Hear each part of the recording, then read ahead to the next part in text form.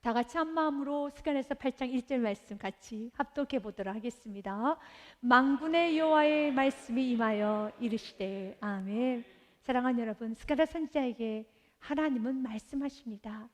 스가랴서 8장은 7장의 말씀과 이어져 있는 말씀입니다. 스가랴서 7장에 이스라엘 백성의 대표들이 선지자에게, 제사장들에게 묻습니다. 우리가 어느 때까지 금식을 해야 되겠습니까? 라는 질문을 합니다. 그 질문에 대한 답변으로 하나님 말씀하셨습니다.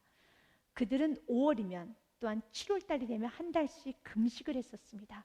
그들이 금식하게 된 이유는 BC 586년 5월 7일 날 바빌론에 의해서 예루살렘이 와르르 무너졌죠. 그날을 기억하기 위해서, 그 아픔을 기억하기 위하여서 그들은 5월에는 금식월로 정했습니다. 또한 7월도 금식월로 정했습니다.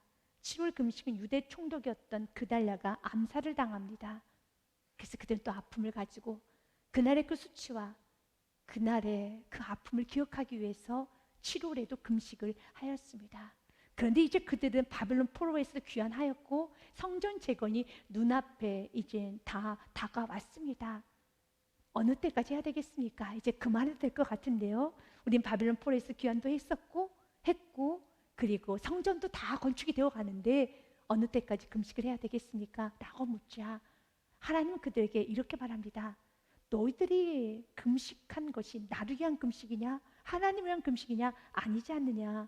너희 자신을 위한 금식이지 않느냐? 라고 말하면서 하나님께서는 이스라엘 백성들 안에 있는 또한 지독한 공로식에 하나님은 영적인 체크를 하기 시작합니다. 이스라엘 백성들은 어려운 시기에 70년간 바벨론 포로 생활하면서도 금식을 했습니다. 참으로 대단한 민족입니다. 너무 귀합니다. 그런데 그 70년의 바벨론 포로 생활하면서 지금까지 금식을 했던 모든 금식의 기간이 어느덧 그들에게는 또 하나의 자랑거리가 되어버렸습니다. 또 하나 자신을 드러내는 공로가 되어버렸습니다. 그래서 하나님께서는 그들에게 말하는 겁니다. 이것은 너희를 위한 것이지 나를 위한 것이 아니란다. 나는 이 말은 하나님께서는 그 금식을 받지 않으시겠다는 거죠. 하나님 우리 금식을 받으시기 원하시며 우리 예배를 받으시기 원하고 우리 기도와 우리가 주님 앞에 드렸던 귀한 여러분 헌신, 또 헌물, 또한 충성스러운 봉사, 그 모든 걸 다 받기를 원하고 계십니다. 그런데 만약 우리 안에 이스라엘 백성들과 같은 마음이 있다라면 하나님은 그 예배를, 그 금식을, 그 봉사를 받지 않으신다는 겁니다. 그러면 이런 질문을 해봅니다. 왜 이스라엘 백성들은 5월에 7월에 금식을 하게 되었나요? 여러분, 그들이 금식하게 된 이유는 예루살렘 성전이 무너졌던 그날, 우리의 유대 총독이 그달랴가 암살당했던 그날을 기념하면서 좀 그날을 기억하기 위해서 그들 금식을 했죠. 그러면 왜 예루살렘 성전이 무너졌나요? 하나님의 임재가 있는 처소, 하나님의 성전이 어떻게 무너질 수 있습니까? 근데 무너졌잖아요. 왜 무너졌나요? 하나님이 무능해서, 하나님 힘이 없어서, 하나님이 바빌론에 섬겼던 그 신하고 비교해 봤을 때 우리 하나님이 바빌론의 신보다 훨씬 약해서 그것은 아니지 않습니까? 하나님께서 스스로 내어주셨죠. 그 성전을 내어주셨습니다. 왜 내어주셨나요? 왜 바벨론에 의해서 예루살렘 성전이 와르르 무너졌나요? 이유는 한 가지죠. 불순종이지 않습니까? 하나님 만홀히 여겼죠. 여러분, 그들은 세상 사람처럼 살았습니다. 그들은 선민, 하나님께 선택된 백성답게 살지 아니하였었고 그들은 세상과 동일하게 세상 일에만 집중했습니다.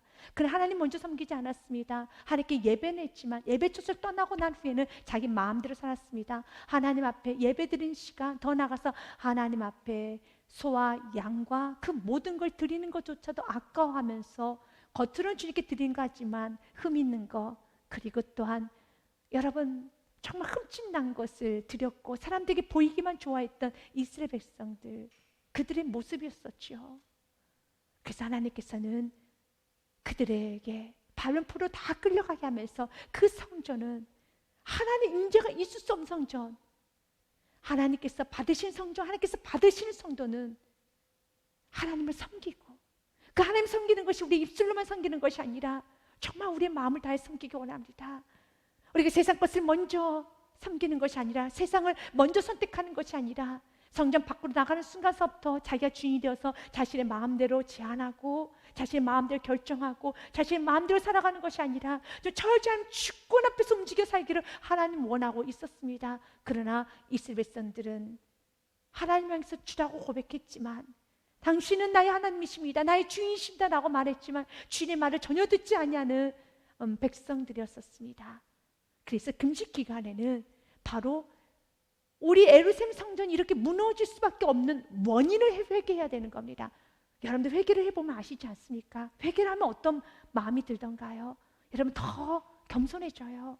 공로를 내세울 수가 없어요. 회개를 하면 할수록, 예배를 드리면 드릴수록, 주 앞에 헌신을 하면 할수록 주께서 은혜를 보시는데 어떤 은혜 보십니까? 정말 내가 드린 게 하나도 적고, 그리고 내가 주 앞에 가까이 가면 갈수록 지금 더 가깝게 가기 때문에 하나님의 크심과 하나님의 그 뜨거움과 하나님의 이런 완전하심, 그 하나님의 순결하심 앞에 자신의 죄가 더 보이게 되는 것입니다. 그래서 하나님께서 기뻐하시는 예배는 시편 34편 18절 말씀과 시편 51편 17절 말씀에 동일하게 말합니다. broken hearted, 상한 심령 예배를 하나님은 기뻐하십니다. 여호와는 마음이 상한 자를 가까이 하시고 충심으로 통회하는 자를 구원하시는도다. 또 시편 51편 말씀에도요, 하나님께서 구하시는 제사는 상한 심령이라 하나님이여 상하고 통회하는 마음을 주께서 멸시하지 아니하시려다. 아멘. broken hearted, 하나님께서 받으시는 심령은 상한 심령입니다. 상한 심령이 무엇입니까? 여러분, 내가 죄인인 것을 알고 예수께서 보혈의 피가 한 젖은 결단코 구원받을 수 없는 죄인인 것을 알고 주 앞에 겸손한 심령, 자신의 무능함과 자신의 연약함과 정말 주님의 도우심 없이는 아무 한 발짝도 갈 수 없는 그런 낮은 마음으로 나아가는 심령, 하나님은 그런 심령의 예배를 기뻐 받으십니다. 그들이 금식을 했다라면, 그들이 정말 제대로 금식을 했다면, 제대로 예배를 드리고 제대로 신앙생활 10년, 20년, 30년 했다면 여러분 겸손해질 수밖에 없어요. 고개를 숙일 수밖에 없다라는 것입니다.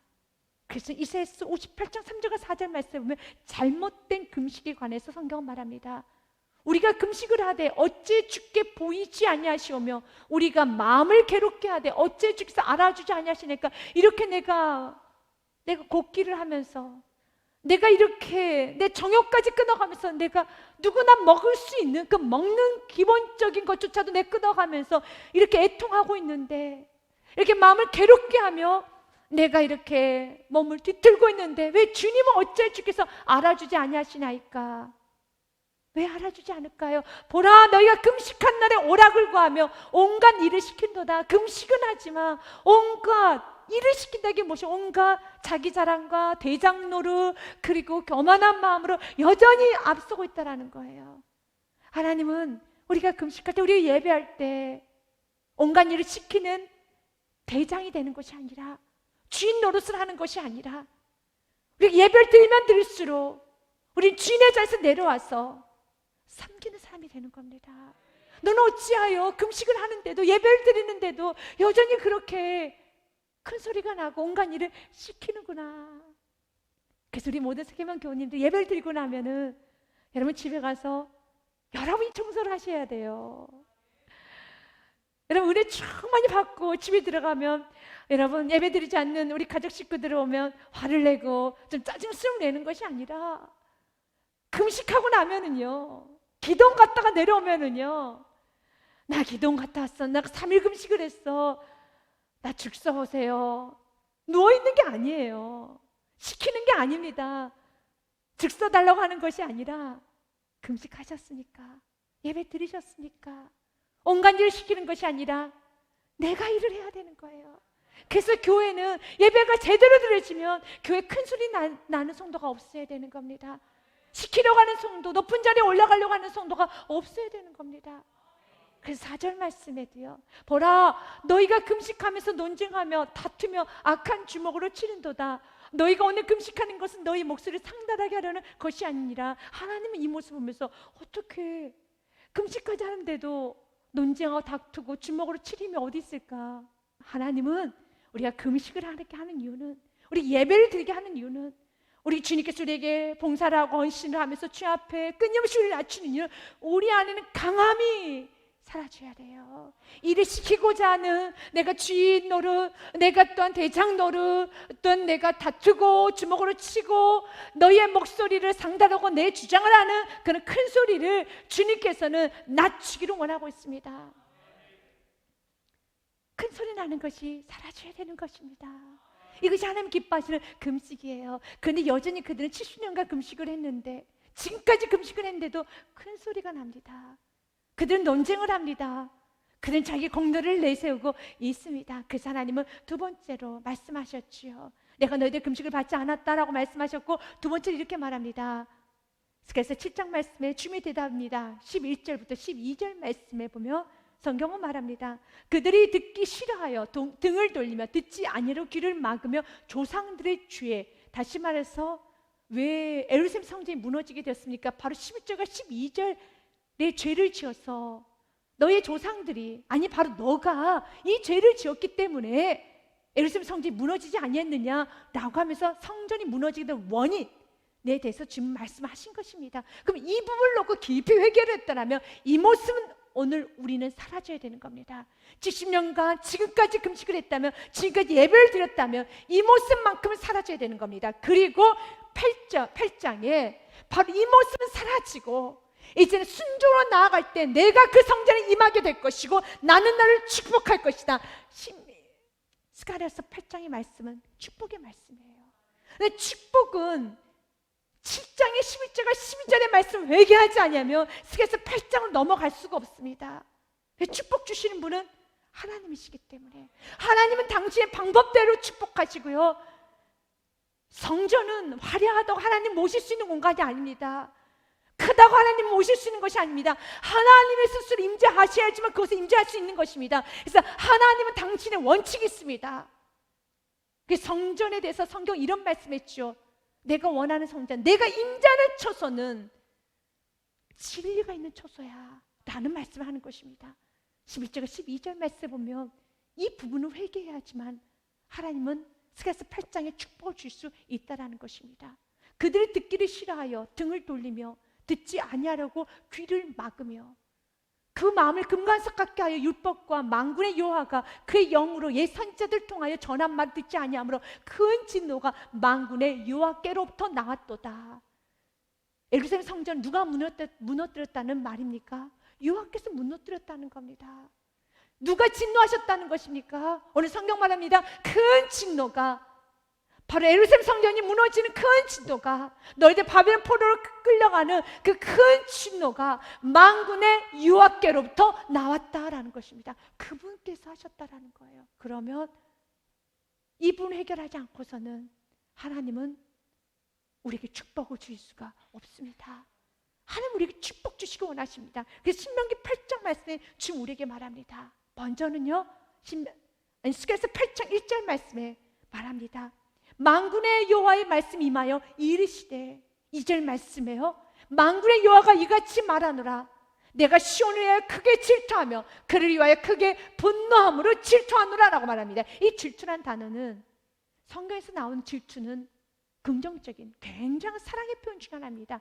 왜냐하면 하나님 자신에게 당신을 향해서 하나님 이렇게 말합니다. 나는 질투하는 하나님이다 라고 출애굽기에 말씀하고 있습니다. 너는 다른 신들에게 절하지 말라.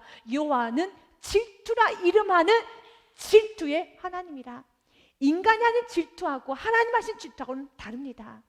인간이 하는 질투는 내 것을 가지지 못해서 하는 질투, 욕심에 의한 질투, 시기에 의한 질투, 어떤 자기 자랑에 의한 질투, 어떤 교만에 의한 질투지만 하나님에 대한 질투는, 하나님께서 하신 질투는 저와 여러분이 그 누구도 사랑하지 않는, 누구에게도 절하지 않는 오직 예수의 신앙을 살기를 원하는 질투라는 것입니다. 그래서 이 질투에 대해서 NLT 성경은 이렇게 말합니다. 시온을 향한 나의 사랑은 열렬히 강렬하도다. 성경에서는 하나님과 우리 사이의 관계를 하나님과 자녀로 표현하기도 하지만 바로 신랑과 신부, 결혼한 부부의 관계로 여러분 성경 기록이 되어 있지요. 부부 사이에서는 독점적이라는 것이 성립이 돼요. 배타적도 성립이 됩니다. 서로가 서로만을 봐야 되고 서로와 서로의 관계만을 거룩하고 그리고 인정해 줍니다. 그 외의 모든 관계는 성경은 그것은 죄라 말합니다. 이것은 음란함이란 말합니다. 이건 불법이라고 성경은 규정하고 있습니다. 하나님은 우리에게 너는 나의 신부다라는 말합니다. 그렇기 때문에 질투라는 이 말이 성립이 되는 것입니다. 우리가 신랑 되신 하나님을 바라보지 아니하고 세상을 더 사랑하고 세상을 더 챙기고 세상에 더 관심 있고 세상에 더 많은 시간을 쓰고 세상에 더 많은 열정을 보이고 있다면, 만약 여러분을 사랑하는 사람이 여러분에게 시간을 내어주기를 아까워하고 물질 쓰기를 아까워하고, 여러분 다른 사람에게 시간을 더 많이 내어주고 더 많은 물질을 쓰고, 여러분 그러면 부부 사이가 어떨까요? 굉장히 불화가 됐죠. 굉장한 관계 균열이 생길 겁니다. 하나님 우리 사이 마찬가지입니다. 우리가 세상에 더 많은 시간을 쓰고 세상에 더 많은 것을 드리고 세상에 더 많은 관심을 갖고 세상을 더 많이 집중하면 하나님과 우리 사이는 균열이 날 수밖에 없습니다. 그래서 주님 말합니다. 나는 너의 삶에 밀착하고 있고 불꽃 같은 눈동자로 난 너를 지켜보고 있으니, 우리 주님은 우리에게도 요구합니다. 너도 나를 사랑해라. 너도 나만을 바라봐라. 이것이 건강한 하나님과 우리 사이의 관계입니다. 그러면서 하나님께서는 만군의 여호와가 이같이 말하노라 말씀하면서 시온을 위하여, 시온 이스라엘 백성, 선택된 백성들을 말합니다. 시온을 위하여 크게 질투하며, 작게 질투하지 않아 크게 질투하며 그를 위하여 크게 분노함으로 질투하노라. 열정적으로 사랑하시고 계시고 있다라는 것입니다. 우리를 그냥 내버려 두지 않아요. 방치하지 않습니다. 정말 사랑하십니다. 하나님의 그 뜨거운 사랑은, 끊임없는 사랑은, 그 열정적인 사랑이 오늘 저와 여러분이 이렇게 예배 자리에 앉게 된 것입니다. 얼마나 세상을 좋아합니까? 얼마나 죄를 좋아합니까? 얼마나 허영을 좋아하고 자기 자랑을 좋아하고 높아지기를 좋아합니까? 그런데 하나님께서 아주 조금이나마 주님께서 정말 많이 우리에게 관여하시고 정말 많은 사랑 가운데 우리가 조금 겸손해졌고 이렇게 예배 자리에 앉게 된 것은 오직 하나님의 결과임을 기억하시길 바라겠습니다. 하나님 그래서 우리에게 말합니다. 이스라엘 백성들, 너희들 내가 70년에 보냈던 걸 기억하지? 너희들을 변화시키기 위해서 난 그것조차도 감수할 수 있는 하나님이란다. 난 너희들이 온전해지기 원한다. 흠없어지기를 원한다 라고 말씀하면서 그들에게 결국 주시고자 하는 건 축복이라고 믿으시기 바라겠습니다. 우리에게 주고자 하는 건 축복이에요. 우리를 향한 생각은 지향이 아닙니다. 희망입니다. 우리를 향한 생각은 평안임을 믿으시길 바라겠습니다. 우리를 향한 생각은 미래임을 믿으시길 바라겠습니다. 주님 우리 너무 축복하세요. 그래서 3절과 4절 말씀에 주님 우리에 이렇게 말합니다. 여호와가 이같이 말하노라 내가 시온에 돌아와 예루살렘 가운데 거하리니. 믿으십니까? 주님이 거하셔야지 거하시는 겁니다. 내가 주님을 여러분 끌어내릴 수 없어요. 내가 주님의 좌지우지할 수 없어요. 주님 스스로가 선택하셔야 되는 것이고 우리는 주님 편에 서 있으면 되는 것입니다. 남북전쟁 때 에브라임 링컨에게 그 당시에 장군이셨던 에브라임 링컨 장군은 이렇게 말합니다. 한 참모가 와서 이렇게 말합니다. 하나님이 어느 편에 서 있을까요? 그랬더니 에브라임 링컨 그가 장군 시절에 아주 유명한 말을 남겼죠. 하나님이 우리 편 아니면 적군 편에 서 있는 것에 너희들은 관심을 두지 마라. 우리가 하나님 편에 서 있어야 된단다. 우리 끊임없이 묻죠. 하나님 누구 편입니까? 아니에요. 하나님 당신이 원하신 편에 섭니다. 그런데 그 원하신 편은 항상 진리라는 기준이 있어요. 그렇기 때문에 우리가 하나님 편에 서 있고 싶다면, 아니 하나님과 함께 하고 싶다면, 하나님 임재를 원하시는 가정, 하나님 임재를 원하시는 인생이라면 내가 그분 편에 서 있으면 되는 겁니다. 그분이 나에게 오시려고 하는 것이 내가 그분 편으로 가면 되는 겁니다. 그래서 오늘 성경은 말합니다. 내가 시온에 돌아와 예루살렘 가운데 거하리니. 누가 거하리니? 내가 거하겠다. 예루살렘은 진리의 성읍이라. 아멘. 기억하십시오. 여러분의 가정이 진리의 가정이 되지 아니하면, 여러분 인생이 진리의 인생이 되지 아니하면, 진리의 공동체가 되지 아니하면 드웰링할 수 없습니다. 하나님은 임재하실 수 없습니다. 성경 말합니다. The city of truth. 진리의 성읍이라고요. 그래서 말씀을 들으셔야 돼요. 진리의 말씀을 들으셔야 되는 겁니다. 말씀을 듣지 아니하고 하나님 왜 나와 함께하지 않으신가요? 왜 하나님 나를 도와주지 아니하신가요? 왜 하나님 일하시지 않으신가요? 라고 떼쟁이가 되면 안 되는 거예요. 그 성읍이 진리의 성읍이 돼야지만 하나님은 임재하실 수 있습니다. 신명기 28장의 말씀은 축복과 저주에 관한 가장 스탠다드한 말씀이 신명기 28장의 말씀이라고 할 수가 있지요. 1절부터 15절 말씀까지는 축복에 관한 말씀이 기록이 되어 있어요. 16절부터 68절 말씀까지는 저주의 말씀이 기록이 되어 있어요. 그러나 축복과 저주는 기준 딱 한 가지입니다. 내가 내 하나님의 여호와의 말씀을 삼가 듣고 내가 오늘 내게 명령하는 그 모든 명령을 지켜 행하면 내 하나님 여호와께서 너를 세계 모든 문제에 뛰어나게 하실 것이라. 내가 내 하나님 여호와의 말씀을 청종하면 이 모든 복이 내게 임하며 내게 이르리니 성읍에서도 복을 받고 들에서도 복을 받을 것이며 내 몸의 자녀와 내 토지의 소산과 내 짐승의 새끼와 소와 양의 새끼의 복을 받을 것이며 내 강줄의 떡반죽 그릇이 복을 받을 것이며 6절은 같이 있습니다. 내가 들어와도 복을 받고 나가도 복을 받을 것이니라. 아멘. 맞습니다. 이 모든 복을 내리니 복은 어떤 사람에게 내립니까? 3절 말씀이 이렇게 기록이 되어 있지 않습니까? 2절 말씀이 이렇게 기록이 되어 있죠. 내가 내 하나님 여호와의 말씀을 청종하면 이 모든 복이 내게 임하며 내게 이르리니. 아멘. 모든 복은 청종할 때 하나님 말씀을 들을 때만 임할 수 있는 겁니다. 그럼 반대로 저주는 또 어떻게 임한다고 생각하십니까? 이 말씀을 뒤집어서 보면 되는 겁니다.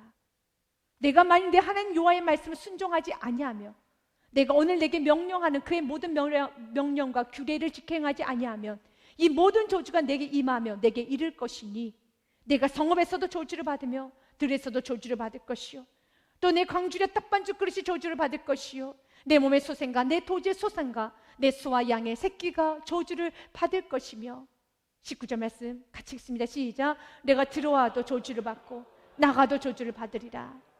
동일합니다. 우리가 하나님의 말씀에 순종하면 내가 들어와도 축복을 받고 나가도 축복을 받지만 내가 하나님의 말씀에 순종하지 아니하면 들어와도 저주를 받고 나가도 저주를 받으리라. 주님 우리에게 축복 주시기 원하십니다. 그래서 주님께서 우리에게 분명히 말합니다. 내가 임재하는 처소는 성읍은 가정은 인생은 공동체는 교회는 진리의 성읍이라. 진리의 성읍이 되어야 되는 겁니다. 진리가 없이는 축복을 받을 수가 없습니다.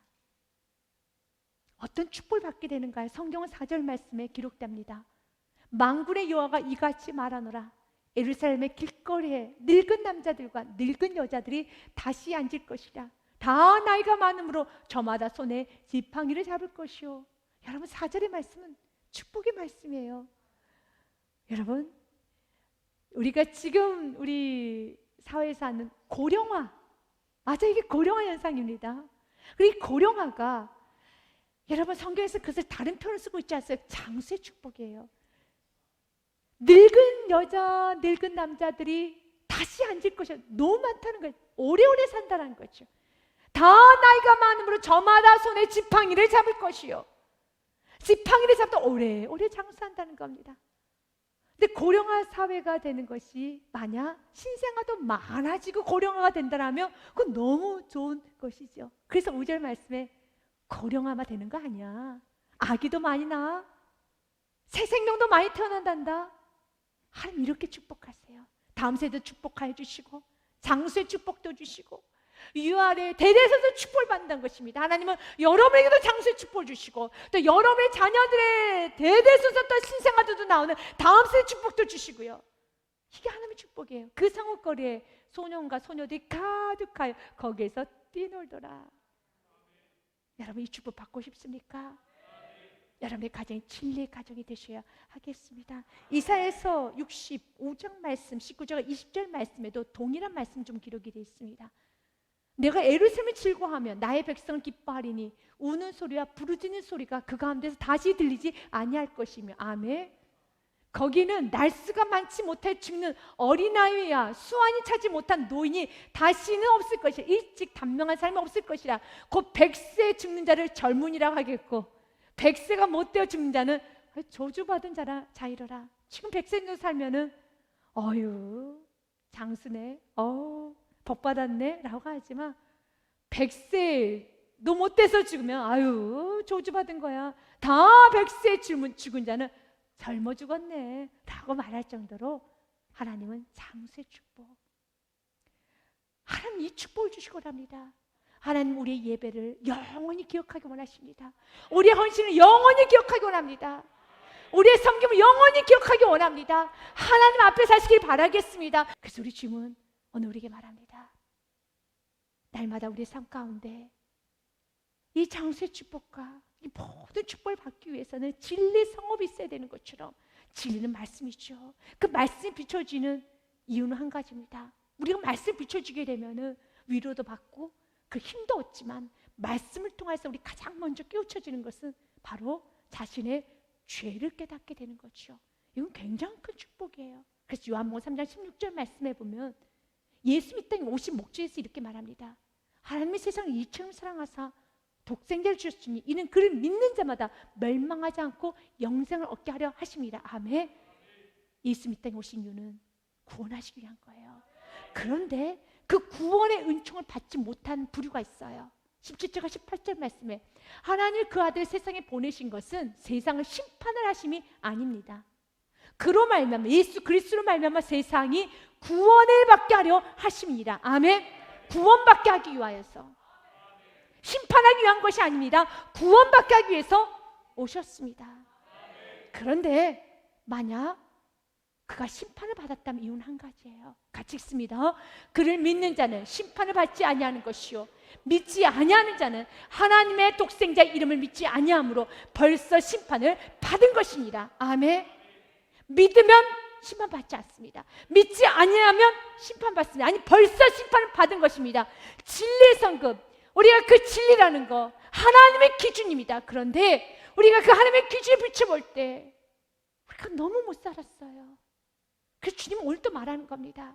이들의 금식을 하나님은 받고 싶지 않아서 말씀하시는 것이 아니라 오늘 우리에게 말씀을 타치하면서 우리가 말씀을 통해서 우리의 삶을 비추는 것은 우리가 지금까지 신앙생활했던, 여러분이 신앙생활했던 20년, 30년, 10년, 5년, 50년 그 모든 생활을 받지 않으시기 위해서 말씀을 통해서 비추시는 것이 아니라 구원하시기 위하여서 여러분의 예배를 받으시고 싶어서 40년의 신앙생활을 온전히 받고 싶어서 여러분 헌신과 봉사와 충성을 다 받고 싶어서 말씀으로 터치를 하는 거예요. 그러면 그 말씀을 통해서 여러분이 받아들이면은 회개를 하면은 그 70년의 금식을 하나님은 기뻐 받으실 때 이건 대단한 축복이에요. 그 어려운 상황에서도 금식을 했어요. 그 어려운 상황에서도 예배를 드렸어요. 그 어려운 상황에서도 주 앞에 여러분 헌신을 했어요. 그건 대단한 축복이죠. 그래서 그 축복을 주시기 위해서 지금 오늘 말하는 겁니다. 진리의 성업이 되어야 된단다. 내가 널 비출 것이란다.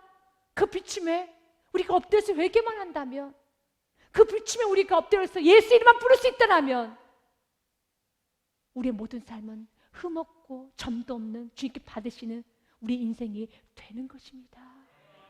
요한계시록 말씀해 보면은요 21장에 사람들이 만국에 영광과 존귀를 가지고 그리로 들어가겠다 했어요. 근데 못 들어간 사람이 있어요. 무엇인지 속된 것이나 가증한 일 또는 거짓말하는 자 결코 그리로 들어가지 못하되 오직 어린 양의 생명책 기록된 자들만 들어가리라 그랬습니다. 속되고 가증한 일, 거짓말하는 자, 여러분 거짓말, 가증한 일 많이들 합니다. 속된 거 어떻습니까? 세상적인 거 이런 거 하면 못 들어간대요.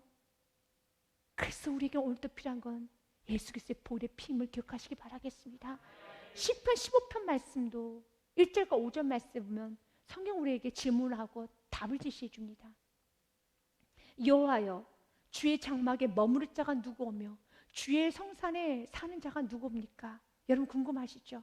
도대체 누가 주의 장막에 또 주의 성산에 머무를 수 있습니까? 우리가 머물러야 되지 않겠습니까?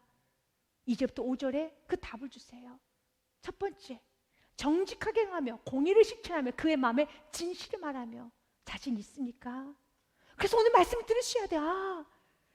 내가 또 내 자랑에 앞섰구나. 내가 또 사람을 부렸구나. 일을 시켰구나. 내가 또 대장 자리에 올라가려고 하는구나. 우리가 정직해야 되고 공의를 실천하며 그의 마음에 진실을 말해야 되는데, 진실과 공의와 정직은 주님께밖에 없어요. 우리는 공의가 아니라 항상 내 입장에서 해석을 하죠. 나 위주대로 살지요. 우리는 자신 없지요. 그래서 올 때 말씀을 듣는 거예요. 그리고 비춰지는 게 축복인 것이고요. 그 진실하지 못한 점이 있다면 회개하면 되는 겁니다. 3절 말씀에도요, 그의 혀로 남을 허물하지 아니하고 그의 이웃에게 악을 행하지 아니하며 그 이웃을 비방하지 아니하며 이웃에게 아픔을 주지 않는다는 거예요. 그러나 우리는 나는 아픔을 주는지도 모르면서 너무 많은 아픔을 주기도 합니다. 그러나 또 말씀을 비춰보면 우리는 매일같이 울면서 회개합니다. 정말 사랑하지 못했습니다. 사랑 없던 나, 사랑하지 못했던 내 자신 때문에 많이 울지요. 여러분도 많이 울었을 겁니다. 내가 더 사랑했어야 되는 건데, 더 사랑했어야 되는 것인데. 이것이 은혜입니다. 4절 말씀에도요, 그의 눈은 망령된 자를 멸시하며 여호와를 두려워하는 자를 존대하며 그의 마음에 선한 것은 해로울지라도 변하지 아니하며, 이런 자가 여러분 주의 성소에 머물 수 있다는 거예요. 눈은 망령된 자를 멸시하며 세상 것을 멸시하고 여호와를 두려워하는 자를 존대하며, 그의 외모를 보고 그의 삶의 수준을 보면서 존대하거나 멸시하는 것이 아니라 여호와를 두려워하는 자들을 보면서 존대 높여주고, 마음에 선한 것이 있으면 해로울지라도, 내 삶이 좀 형편이 어려울지라도, 내가 삶이 좀 어려울지라도 변하지 아니하고 언제나 충성스럽게 하는 그 사람. 5절 말씀해요. 이 자를 받으려고 돈을 꾸어주지 아니하며 뇌물을 받고 무지한 자를 행하지 아니하는 자, 이런 일 행하는 자는 영원히 흔들리지 아니하리로다. 아멘. 그러니까 돈의 욕심을 부리지 아니하는 자, 영원히 흔들리지 않아요. 그러나 우리는 세상 가운데 살잖아요. 우리는 사단이 공중곳에 잡은 곳에, 우리 세상 사람들 같이 어울려 살아갈 때 우리가 깨어있지 않으면 우리도 어느 순간에 돈에 많이 치우치고, 우리도 여호와를 경외하는 삶보다는 여러분 세상의 사람들을 더 존귀히 여기고, 더 나아가서 내가 마음에 주 앞에 헌신하고 작정했던 나의 삶, 주 앞에 온전히 살기로 작정했던 그 거룩한 신부의 삶, 예배하며 살겠습니다, 헌신하며 살겠습니다 했던 그 모든 삶도 마음이 변해버리고, 또 내 입술에는 거짓을 말하고 진리가 없고 정의가 없고 어떻게 우리가 주 앞에 설 수 있겠습니까? 그래서 오늘 말하는 겁니다. 진리의 성읍이 돼야 돼요. 그 진리의 성읍이라는 것은 날마다 말씀이 여러분 다스릴 수 있는 여러분의 심령, 여러분의 가정, 교회가 돼야 되는 겁니다. 진리의 성읍이라는 것은 이미 완성된 게 아닙니다. 지금 이제 그들은 성전을 이제 완공을 앞두고 있어요. 그 성전도 불완전한 성전입니다. 인간이 지었고 인간이 머무는 그 자체가 불완전하지요. 그러나 진리의 성읍이란 기준을 가지고 살아야 되는 거예요. 하나님, 우리의 가정이 진리의 성읍되기 원합니다. 그래서 우리 가정의 주인은 내가 아닙니다. 우리 가정, 우리의 공동체, 우리의 교회, 우리가 가는 곳에 주인은 내가 아닙니다. 인간이 아닙니다. 말씀의 기준이 되어서 진리의 성읍이 되어야 되는 겁니다. 여러분들의 가정에 만약 여러분 만약 명패를 세우신다면 진리의 성읍이라고 한번 적어보십시오. 진리의 성읍이 되셔야 돼요. 우리 가정은, 내 인생은 진리가 다스려, 말씀이 다스려. 그래서 나도 엎드리고 회개해야 된단다. 나도 엎드려져야 된단다. 진리가 다스리는 공동체, 그 공동체 가장 안전한 공동체인 거예요. 우리는 언제든지 추천거려요. 언제든지 기우뚱할 수 있어요. 그러나 진리는 기우뚱하지 않아요. 진리는 완전합니다. 그래서 우리 모두 다 기준을 가지고, 말씀을 기준을 가지고 저와 여러분 다 같이 모여들어야 되는 겁니다. 그리고 그 진리의 성읍이 되기로 저와 여러분 결단하면서 우리 모두 회개하면 되는 겁니다. 그 기준 앞에 엎드려서 정직한 예배자가 되면 되는 것입니다. 성경은 말합니다. 예루살렘은 이제부터 진리의 성읍이라 일컥했고, 진리의 성읍은 아니야, 진리의 성읍은 일컥했고, 그 성읍이 되도록 너희들은 진리를 앞세워라. 여호와의 산은 성산이라 일컫게 되리라. 사절과 5절 말씀에도요, 만군의 여호와가 이같이 말하노라. 예루살렘 길거리에 늙은 남자들과 늙은 여자들이 다시 앉을 것이라. 나이가 많음으로 저마다 손에 지팡이 잡을 것 축복이지요. 그 성읍거리에 소년과 소녀들이 가득하여 거기에 뛰놀리라. 축복입니다. 그러면서 6절 말씀에 성경은 말합니다. 만군의 여호와가 이같이 말하노라. 이 일이 그날에 남은 백성의 눈에는 기이하려니와 내 눈에 어찌 기이하겠느냐. 만군의 여호와의 말이니라. 4절과 5절에 그 하나님은 축복을 줬잖아요. 장수의 축복, 어린아이들의 축복, 풍성함의 축복을 주셨을 때 지금 너희들의 그 눈으로 보면은 안 믿겨지지? 그렇죠. 그때 바빌론 포로에서 귀환했는데 그 숫자가 너무 작아요. 바빌론 포로로 끌려가기 전에 숫자가 비교해 볼 때 숫자가 너무 작고, 그리고 또한 돌아왔을 때 모든 건 다 황폐해졌어요. 경제 무너졌습니다. 외교 무너졌습니다. 군사력 없습니다. 그리고 성전만 지금 겨우겨우 짓고 있는 겁니다.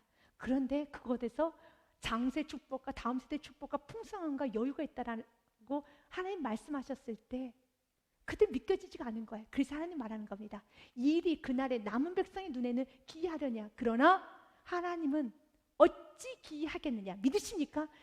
우리의 눈으로 보면 안 될 것 같죠. 여러분, 그 영혼이 안 세워질 것 같죠? 그렇지 않아요. 하나님이 세우실 가정 세우십니다. 세우신 영혼 하나님 반드시 세우십니다. 하나님께서 붙드신 영혼 반드시 하나님은 당신의 불붙는 질투와 불붙는 열정과 불붙는 사랑으로 반드시 세우고 계심을 믿으시길 바라겠습니다. 세우지 못할 영혼은 없습니다. 하나님께서 어느 날 아브라함에게 사라에게 이렇게 말합니다. 내년 이맘때쯤이 되면은 아기가 있을 것이다 라는 말을 해. 그때 그 사라가 그 말 듣고 웃습니다. 속으로 키득키득 웃습니다. 왜냐하면 안 되는데, 나는 경수가 끊어졌는데. 그리고 아브라함은 할아버지인데 안 됩니다. 웃습니다. 그때 그 웃음소리를 여호와의 사자가 듣고 이렇게 말합니다. 사라가 속으로 웃고 이르되 내가 노쇠하였고 내 주인도 늙었으니 내게 무슨 즐거움이 있으리요. 그래서 13절 말씀, 여호와께서 아브라함에게 이르시되 사라가 왜 웃냐, 왜 웃으며 이르기를 내가 늙었거늘 어떻게 아들 낳으리려 하느냐. 어떻게 낳을 수 있어? 왜 웃고 있느냐. 사랑하는 여러분, 기억하십시오. 하나님에게는 불가능한 일은 없습니다. 너희들 눈에 보기에는 이것이 참 기이해 보이지만 난 하나도 기이하지 않아. 나에게 있어서는 기적은 상식이야. 나에게 있어서 기적은 평범한 일이란다 라고 말하면서 14절 말씀 같이 읽습니다. 여호와께서 능하지 못한 일이 있겠느냐. 기한 이를 때 내가 내게로 돌아오리라. 사라에게 아들이 있으리라. 아멘. Is anything too hard for the Lord? 우리 주님에게서는 어려운 건 없습니다. 불가능은 없습니다.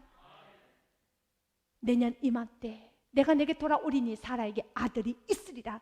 주님의 약속의 말씀은 당신께서 이루십니다. 그래서 성경에서는요 7절과 8절 말씀 이렇게 이어갑니다. 만군의 여호와가 이같이 말하노라. 보라, 내가 내 백성을 해가 뜨는 땅과 해 지는 땅에서부터 구원하여 내고. 아멘. 해가 뜨고 지는 것은 온 전 세계를 말하죠. 흩어져 있는 너희들 백성들 내가 다 모아 드릴 것이란다. 믿으십니까? 이세서 말씀에도요 성경은 말합니다. 그날에 이스라엘 남은 자 야곱 족속의 피난한 자들이 다시는 자기를 친자를 의지하지 아니하고 이스라엘 거룩하신 이 여호와를 진실하게 의지하리니 남은 자 곧 야곱의 남은 자가 능하신 하나님께로 돌아올 것이다. 다 돌아옵니다. 다 돌아옵니다. 이사야서 43장의 말씀에 보면 귀한 말씀, 축복의 말씀이 기록되어 있어요. 두려워하지 말라. 내가 너와 함께하여 내 자손을 동쪽에서부터 오게 하며 서쪽에서부터 너를 모을 것이며. 아멘. 본문의 말씀 7절에는 뭐라고 되어 있었던가요? 해가 뜨는 데서부터 해 지는 모든 땅에서 내가 다 모을 것이며 라고 말씀했던 것처럼 오늘 이사야 43장 5절에는요 동쪽에서부터 서쪽에서부터 너를 모을 것이며. 흩어진 자 하나님 다 모아주십니다. 흩어진 가정, 흩어진 마음, 흩어진 모든 거 하나님 다 모아주십니다. 하나님을 섬기십시오. 제대로 섬기시길 바라겠습니다.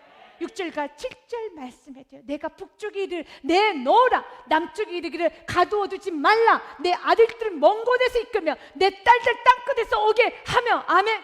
여러분 이 말씀 믿고 끝까지 가십시오. 속으로 웃고 여러분 속으로 어떤 부정적으로 생각하고 안 된다 하지 마시고 이건 기이한 일이야. 주님에게서 귀한 일 없습니다. 믿음의 사람은 그 귀한 일이 여러분 눈에 보이게 될 것입니다. 믿음은 바라는 것에 실상이 됩니다. 보이지 않는 것에 증거가 됩니다. 믿음의 사람만이 여러분 이 말씀의 축복을 다 받아 누릴 수 있는 거예요. 믿음의 사람은 순종하게 되어 있습니다. 믿음의 사람은 감사하게 되어 있습니다. 믿음의 사람은 주 앞에 겸손합니다. 믿음의 사람은 여호와를 경외하는 삶을 살게 되어 있습니다. 10절 말씀 같이 읽습니다. 내 이름을 불러주는 모든 자 곧 내가 내 영광을 위하여 창조한 자를 오게 하라. 그를 내가 지었고 그를 내가 만들었노라. 아멘. 주님께서 선택한 자는 다 부르십니다.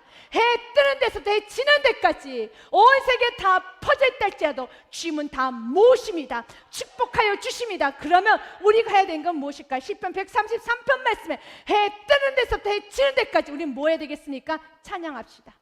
같이 읽습니다. 해 돋는 데서부터 해 지는 데까지 여호와 이름의 찬양을 받으시로다. 아멘. 주님께서는 일하시고 우리는 찬양합시다. 감사합시다. 예배합시다. 순종합시다. 이것이 우리가 해야 되는 일이라는 겁니다. 8절 말씀 같이 읽겠습니다. 인도하여다가 예루살렘의 가운데 거주하게 하리니 그들은 내 백성이 되고 나는 진리와 공의로 그들의 하나님이 되리라. 아멘. 그들은 내 백성이 되고 우리 하나님은 오늘도 진리로 공의로 그들의 하나님이 되리라. 여러분 우리가 섬기는 하나님은 진리 하나님이십니다. 약속을 지키신 하나님이십니다. 우리를 버리지 않습니다. 그러나 그 하나님은 공의 하나님이십니다. 그렇기 때문에 말씀대로 사셔야 됩니다. 진리의 성읍이 되셔야 됩니다.